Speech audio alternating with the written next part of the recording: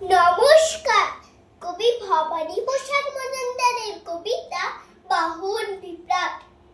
সরস্বতী চলল হাসি, লক্ষ্মী চলল পেঁচায়, আরে আরে অসুর কেন শাড়ির মতো চেঁচায়। কার্তিক দার ময়ূর ডেকে, গণেশ দাদার চুহা, আরে অসুর কাঁদছে কেন, করছে কেন হু হা।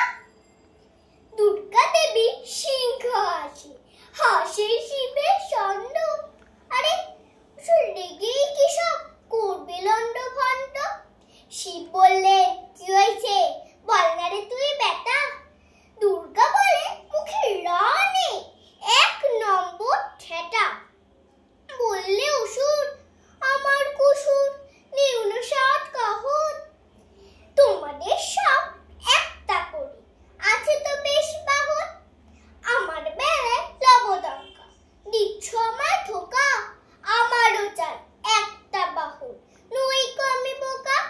শিব বললেন বল কাকে চাই দিচ্ছি আমি বর।